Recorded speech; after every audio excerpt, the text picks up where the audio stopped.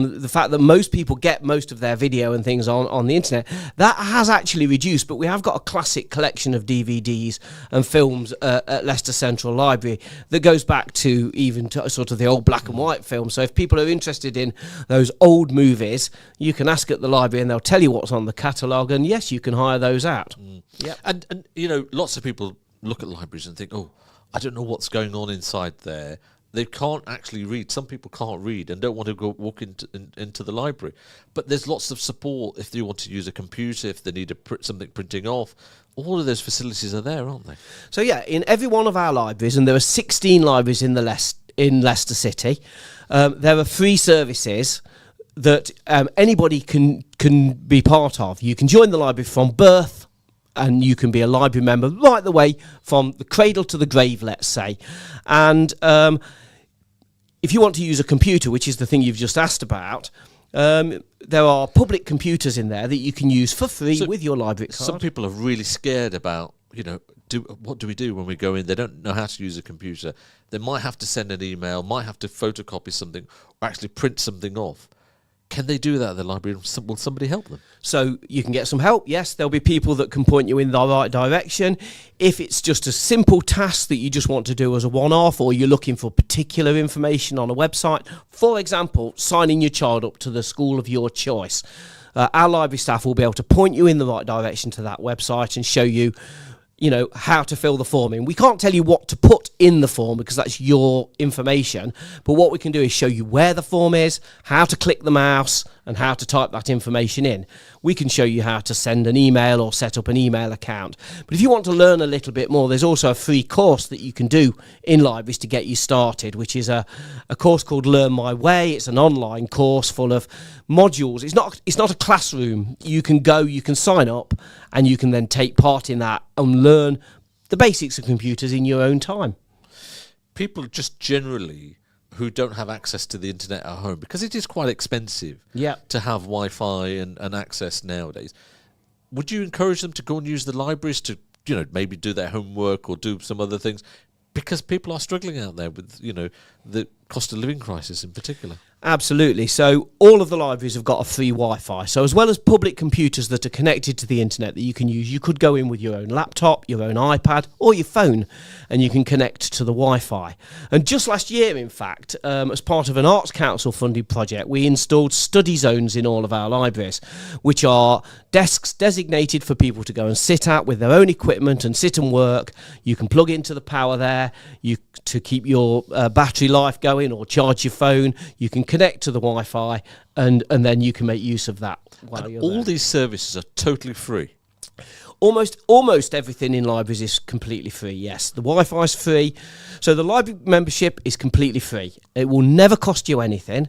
The only charges really that we make are for the printouts. So if you're photocopying something or printing something out, we need to charge for the consumables, basically the things that will cost money. So we have to pay for the ink, we have to pay for the paper, and that charge is passed on to the customer. It's a reasonable charge. But to use, I mean, a lot of people aren't printing anyway these days because so much of life is online. So to get onto the Wi-Fi and do all of that electronic stuff, you can do that all for free, completely free. And what clubs are really popular? What groups are really popular? Because there's some different groups that you mentioned. Yeah, so you mentioned homework, and we have homework clubs in a number of our libraries. We've got a member of staff there. They're there to help young people, the children, really from school age throughout the whole of school age, up to 16 really, to find the right information that they need for their homework. They're also there to help parents. So we know that in Leicester, there's a whole mixture of people from a whole mixture of places, and some people's home languages aren't English, and sometimes parents struggle to help their children with the homework because it comes all written in English. And the homework study support worker in the homework clubs will help the parents and the child together to understand that homework, so that, you know, it just feels all a lot more manageable. And that's what that's all again about. That's totally free, because lots of parents struggle. You know, they might not understand the questions, and at least there's somebody there that might be able to point them in the right direction, help them. Yeah, totally free. So closest to where we're sitting right now, St Barnabas Library and Highfields Library have both got homework clubs. Excellent. And What other kinds of clubs are they running in some of the libraries across the city at the moment? So we have 3 stay and play sessions for young children.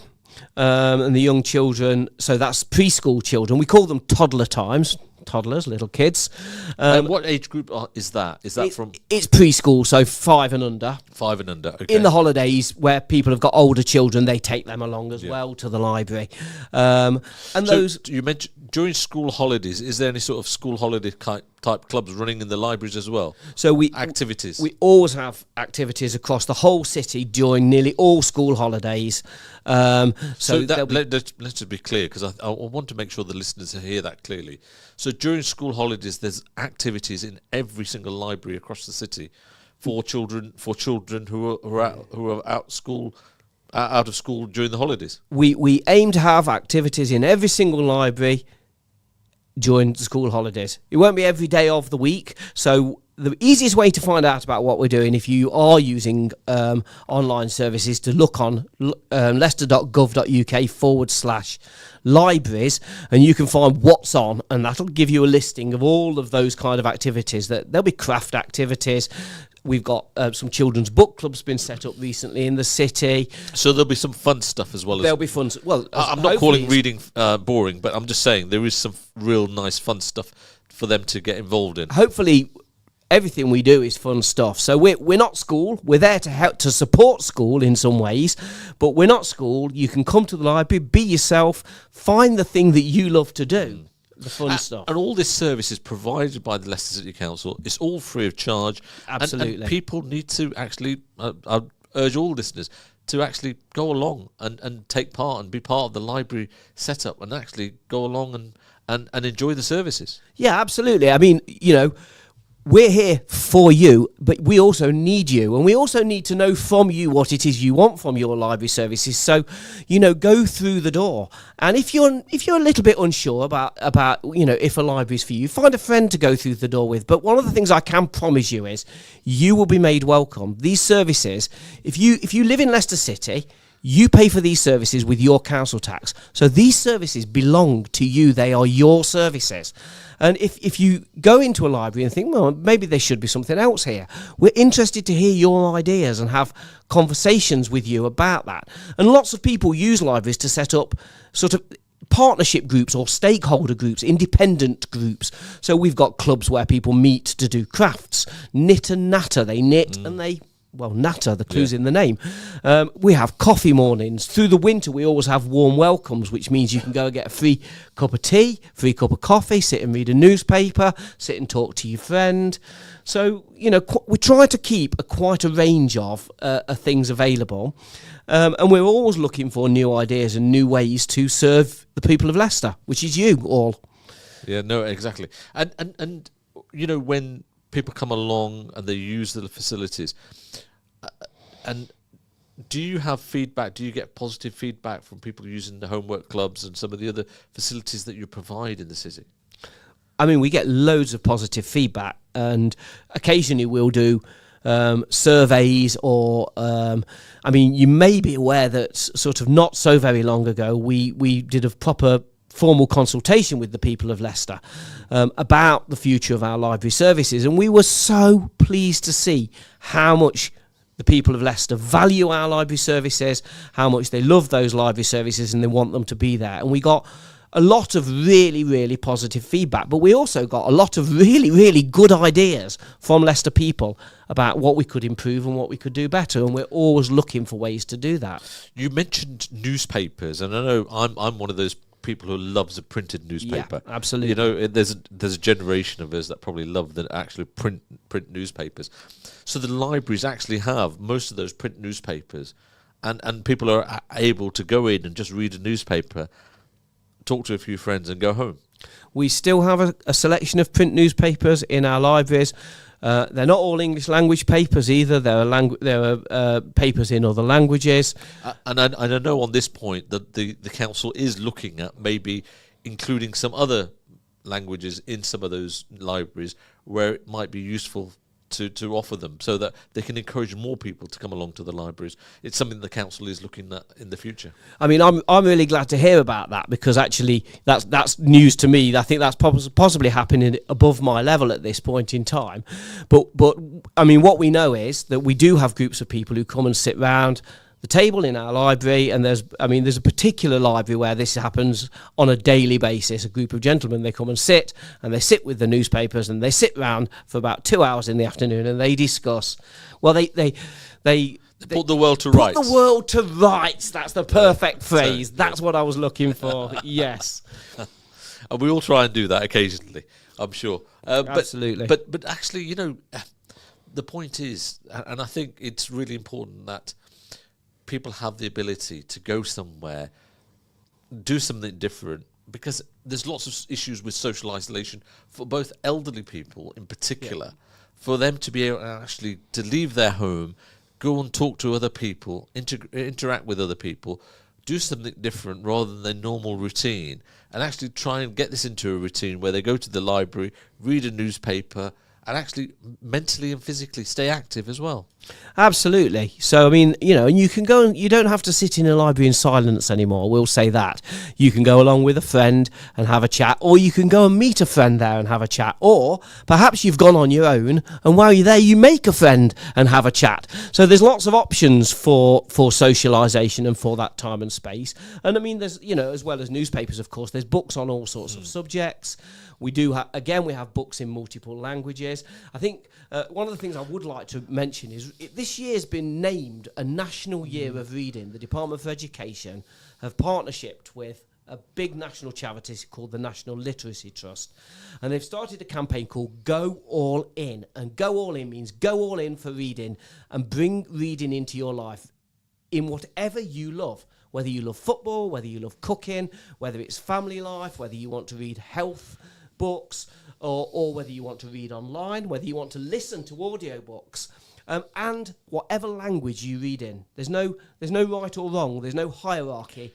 Just make reading a part of your life. So, I mean, I'm terrible. I'm not a big fan of reading books. I just can't start a book from one cover to cover. It's just not what I do. But I can read a lot online. I can read a lot on my phone. Lots of sort of A4 sheets on different subjects and whatever, and love to investigate things. So it's really about encouraging people just to read generally rather than just read a book. Absolutely. You do not have to read a book. Exactly that. You can pick up on all sorts of things. And I know this might sound strange to some people, but within the definition of reading, it's about engaging with story, narrative, and information in different ways. So it does include listening to things like podcasts or audio books, or, as you say, reading articles online, reading the news, reading recipes, reading about what plants go where in your garden or your allotment, reading about what's happening on the other side of whatever you want to read about, reading about your favourite football stars. And one of the things that kids have told us, or they didn't tell us, they told the National Literacy Trust last year in a piece of research, is that one of their favourite things to read for pleasure these days is song lyrics.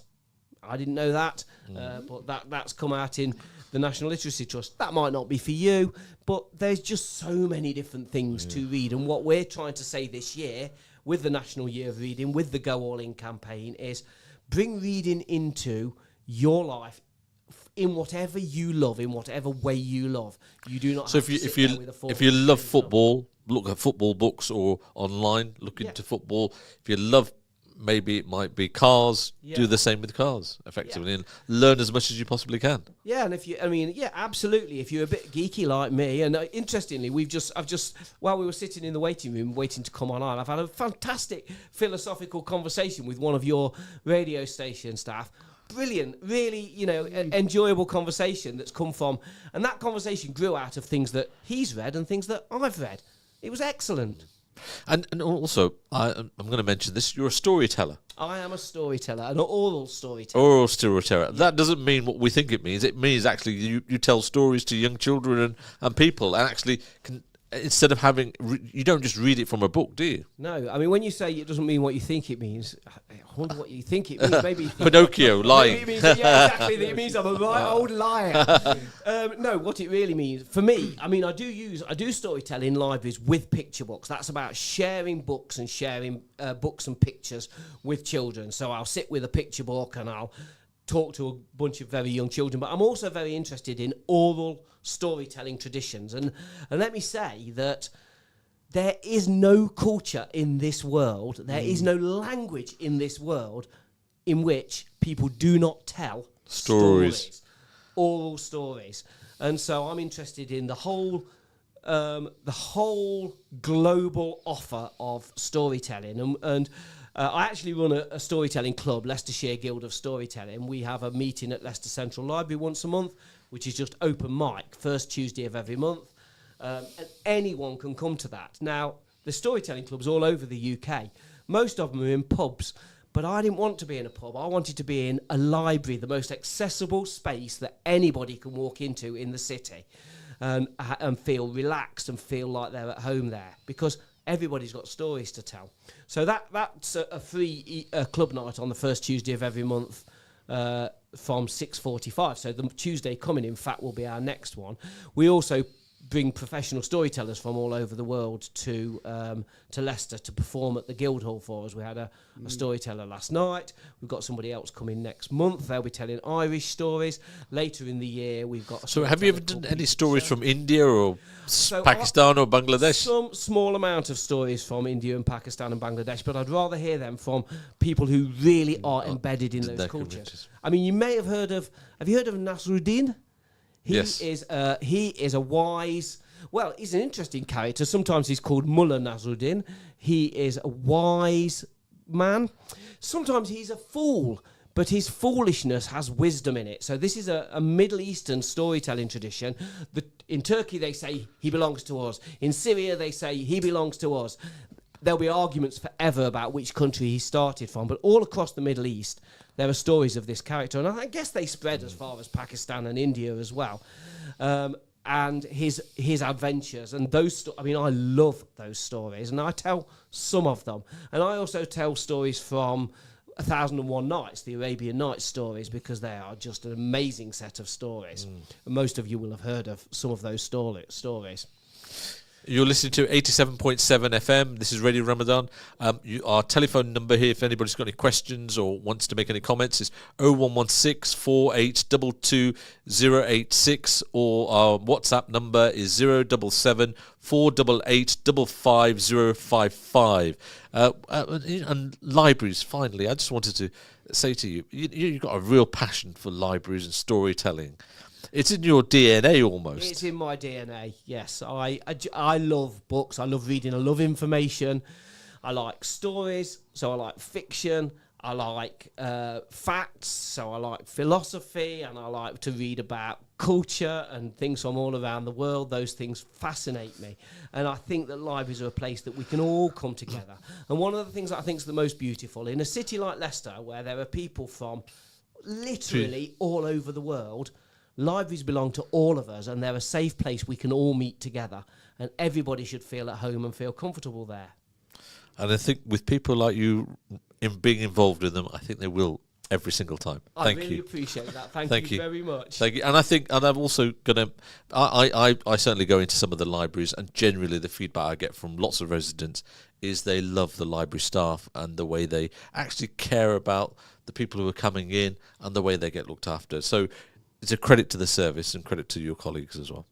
I really, really appreciate you saying that, and I will certainly make sure to pass that back to the people who work so hard in our libraries. Thank you. Thank you. And we also have Mark here about the museums. It's a very similar sort of area. It's a public service and actually access, which is generally free. Well, museums and libraries are traditionally big allies. Although we deal with different sort of things in what we do that storytelling element runs through that, because museums are the storehouses of stories, the stories of the past, the stories that communities have, and the stories that people tell us. So, as a young lad growing up in Leicester, I used to visit Knighton Library probably every other day, or if every day, because it was just so fascinating to go in there. And if you wanted to read some of the newspapers, or you wanted to book, or you just wanted to finish your homework, somewhere to go. We had a small house. Most people do have a small house. It wasn't really convenient to always do your work there or be able to get some information. No internet, no access to any of that sort of thing. So books were the natural thing. So I was when I was young, avid visitor to the libraries, always trying to read a book or trying to borrow a book. And I think certainly growing up in Leicester, it's a service that is so valuable, free. And museums was the other one, you know. I think Newark Museum on Newark, we used to live around Queen's Road, was walking distance. And when it was a rainy day or a day that, you know, you didn't really want to do anything else, museums were the place to go. And then we'd walk down to the magazine where the almanacs were, and that was in the middle at the time. At the time, and then it went into Newark houses, it was fascinating. I never got to the pumping station, which is another one on the other side of town. It was just too far for us to walk. Yeah, I mean, I think when I talk to people about their museum experiences, they always start with when they're young, and it does link up with this idea that there's no museums tend to be free. Anybody can go there. Anybody can take part, and you don't need. This is the thing that I think people don't quite realise. You don't need to be an expert in history or art or dinosaurs or animals or any of these things that museums might have, because a museum's job is to help you find out about those things and to tell you about those stories and listen to you telling stories back and reacting. We used to wander around the arts exhibition there and think, oh, this is a bit boring. But then occasionally you'd come across a picture of Danny Lambert or something different, and you think, oh, that's interesting. Yeah, because things change. Things change on a regular basis, and if you don't like the exhibition that's on at the moment and it doesn't do anything for you. There'll be something new along in a few weeks' time that you'll find different. And that's the thing that I find really interesting in my own career is the range of things that working in a museum brings you into contact with. The range of people and the different things that you do is the reason why I've been doing this for 40 years. I mean, you know, in the same way that, you know, meeting people and finding out things is one of the many things that motivates Matt and people he work with. Yeah.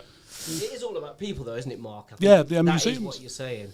People tend to think of museums as sort of, you know, dusty, dry places, and we must sit around drinking tea and polishing silver. If they think that, they need to go and see the pumping station. Yeah, Abbey Pumping Station is. I only saw it probably later on, rather when I was growing up. But realistically, you go somewhere like that, you think, "Wow, this is amazing." And go on one of the days when the Steam with the Team is on, we have a fantastic team of volunteers. There's a little train running there, all sorts of activities happening there. It's a really, really fun day out, and you know, I would encourage all kids, all parents, to take them along there, because it's free of charge, and it is a great day out. There's a very, very tiny. There's a small charge for riding on the little train. Yes, I know those. Yes. The volunteers at the Leicester LMTA, as they're known, the transport volunteers, they keep those prices as low as possible, and they haven't raised them in years. But no, that's about people being able to do something, about being able to take part, enjoy themselves.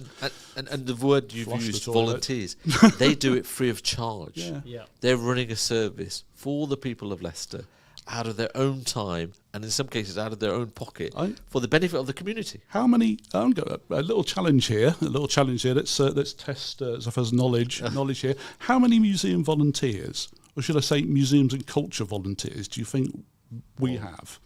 I think it must be quite a lot. That's a good start. I think it must be quite a lot. I would say between 75 and 100. 450. Wow.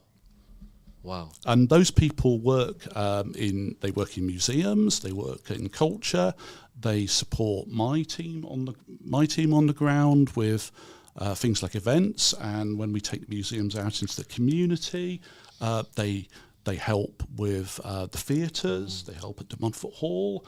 They help do events. Some of them do lots of different things. Some of them just like to do their things. The photographic volunteers are an amazing crew. But yeah, I mean, we have a huge amount of goodwill from our volunteers who are just as important to us as our staff, because they contribute their knowledge and the area and their knowledge of communities and spread that message. And actually, they probably provide the stories behind the items as well. So, yeah. So our volunteers, talking about things that people can go and do, we've just opened a new semi-permanent exhibition that will be going on for about the next 18 months, because you are here. And it's about the history of the museum on New Walk, Leicester Museum and Art Gallery. Yeah, let's go through all of the museums. Yeah, so we'll start with New Walk. That's the main one that I remember because it's nearby. Yeah. So Leicester Museum and Art Gallery on New Walk, which some people will remember as New Walk Museum, has been there it's 177 years old now. It's the longest continually running, continually free council museum in the country. Wow. And founded in 1849. And it's Leicester. And it was Leicester. And it was founded and from day one, admission was free. In the Victorian period, you'd have to pay to go in a museum.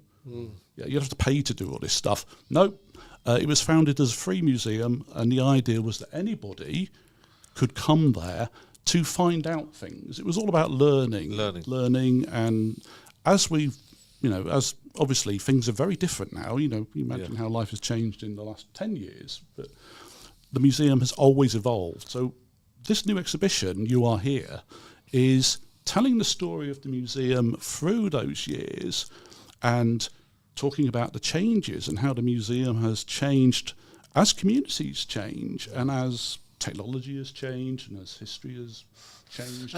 There's quite a large exhibition about the people who've come to Leicester and changed the way Leicester looks. Yeah, and that's in the Leicester Stories Gallery. Leicester Stories Gallery. So it tells the story of Leicester in the 1940s, 30s, and goes on even up to current day, 2000s. In people's own words. So the volunteers have built the story about New Walk and about the museums, but what we tend to do is going to use this word here. We talk about co-production. We don't talk about. I don't write exhibitions. I don't decide to think. Oh, I want to do an exhibition about fish fossils, fish. There you go. I'll write that, and it's my story. Now, what we do is we talk to lots of different people in the community, and the stories are built together. The exhibitions are built together with people. Leicester Stories Gallery, over 1,000 people contributed to that. Yeah, 200 people contributing their thoughts about life in the city, their experiences.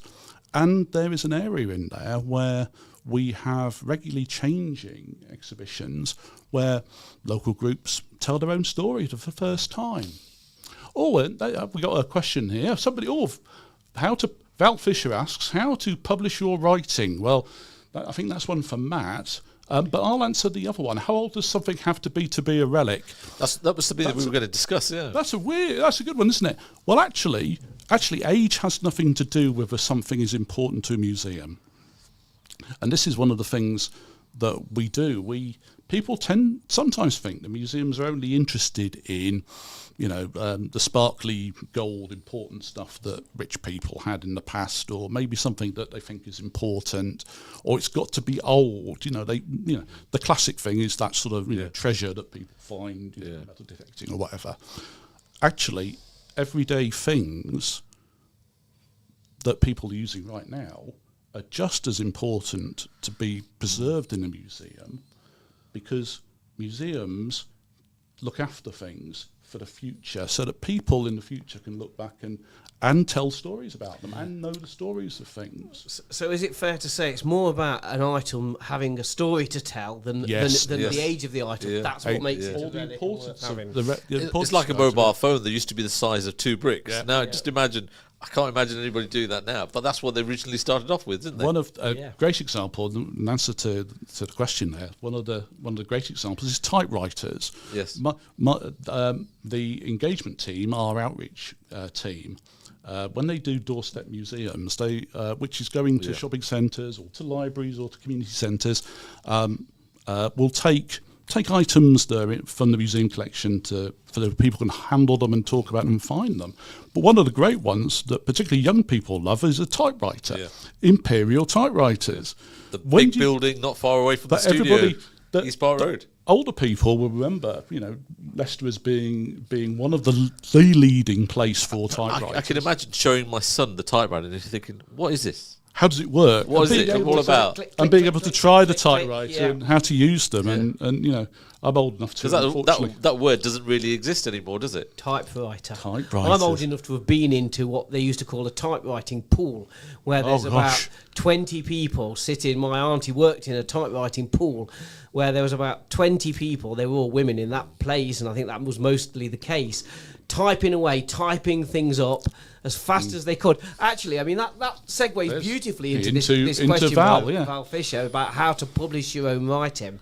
Well, I can't tell you in the time we've got here how to publish your writing, Val, but what I can tell you is that last week at Leicester Central Library, on the third Tuesday of February it was, we had a how to self-publish workshop with a guy called W.A. Kelly, who runs a podcast called The Right Place, worth looking up actually, because he runs lots of other workshops. And from time to time, we will have workshops and talks from authors about these kinds of things. So, keep your eyes open for those. At Leicester Central Library particularly, we have a series of events called Third Tuesday. The clue is in the name. It is on the third Tuesday of every month. It usually starts at 7. And there'll be author talks and workshops on this topic and many, many others. So keep an eye out at Central Library. Absolutely. And if you are not at Central Library and you're walking into your own local library and you want to ask that question, ask the staff at the library. Do they know of any workshops going on? Do they know of any groups that you can join that's about publishing your writing? The other thing I'd also recommend is there are groups in Leicester to help you on the journey to publication, like Leicester Writers Club or the Speculators, or I think it's Phoenix Writer. Is it Phoenix Writers? There's another one. The name's popped out of my head, but there's lots of ways of doing that. So great. And if you've got a historical story and you want to write about history, or you've got a community story that you think, piece of history that you think people would be interested in, the Heritage Panels team work in museums. That's one of our projects. So if you've got a story about the history of an area or community, or Leicester, or any part, or Leicester, or something that you think other people might be interested in, you can just contact the museum service. We're always interested to hear stories from people and items as well, and items, objects. We the collections team get donations constantly every week, and we don't obviously collect. We don't keep everything. Again, I'll challenge. Here we are. I've got you on the ropes tonight. This is great, isn't it? How many objects do you think Leicester Museums? How many objects does Leicester Museums look after for the city? Must be in tens of thousands. Got to be. Oh, tens of thousands. God. Well, up a bit. Hundreds of thousands. Up a bit more. 500,000. No, not even 500,000. That's teeny. That's the number of books we have in Leicester. Books libraries have. Books it's more than libraries in Leicester. The true answer is we have 1.5 million. Wow. 1.5 million historic artifacts from representative of the city, or groups of artifacts. So actually, we've probably got more than 1.5 million, because how many objects are there in a doctor's bag from 1930s? Mark, comparatively, does Leicester have more than most of the cities? Then? Yeah, we do. Yeah, we have our collections, because the museum service is 177 years old. Which is, we've got an amazing collections, and those have been looked after by the museum service in the city for almost 200 years. And that is compared with some places. Yeah, but I think that's part of Leicester's, not even a tenth of that history of actually local people looking after local, and thinking about preserving, because when you think about it, as you said, lots of voluntary charitable work has been done in the city, not from now, but for centuries. And Leicester was one of the richest cities in Europe, wasn't it? I mean, Leicester clothed the world. Yeah. And this idea that textiles and clothing went everywhere, and that story created the wealth in the city, and they used it sensibly for certain things. Anyway, and there was investment and that money was invested into better housing. And you see that even the hospitals were set up as a charity. Well, the hospitals, I mean, the some work we've been doing recently for forthcoming Heritage Panel is about the first, the great international music festival of, get it right, Mark, 1766, I think it is. Wow. Yep. So going back 250 years, 300 years.